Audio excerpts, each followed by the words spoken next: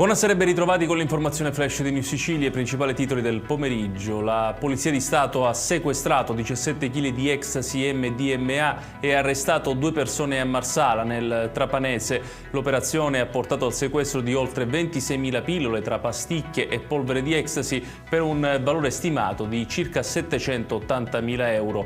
I 2 arrestati sono un uomo e una donna, entrambi di origini tunisine. A Palermo proseguono intanto le indagini sulla sparatoria avvenuta giovedì in via Montalbo. Gli investigatori hanno accertato che, oltre al bersaglio dell'agguato, il 37enne Danilo Dignoti, è rimasta ferita per errore anche una donna di 67 anni, colpita dai proiettili esplosi davanti a una macelleria tra via Montalbo e via Marvuglia. La procura adesso sta verificando eventuali collegamenti con altri episodi recenti avvenuti in città.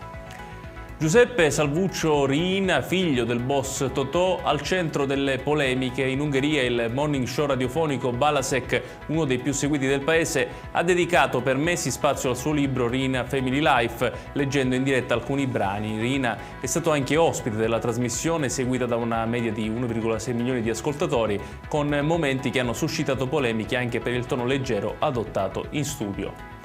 Diventa un caso nazionale la possibile vendita della SAC, la società che gestisce l'aeroporto di Catania. Il senatore del PD, Antonio Nicita, ha annunciato un'interrogazione al governo, la richiesta di audizioni in commissione insularità e una segnalazione all'antitrust. Secondo Nicita, prima di qualsiasi vendita servono regole certe e trasparenti, soprattutto in un mercato come quello siciliano, dove il trasporto aereo rappresenta un'infrastruttura strategica senza vere alternative.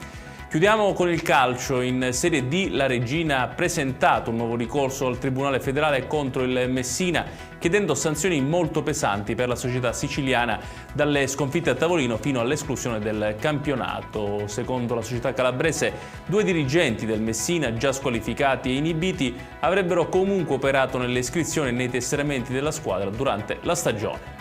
Ed è tutto per questa edizione. Tutti i dettagli su queste notizie li trovate come sempre sul nostro sito www.newssicilia.it.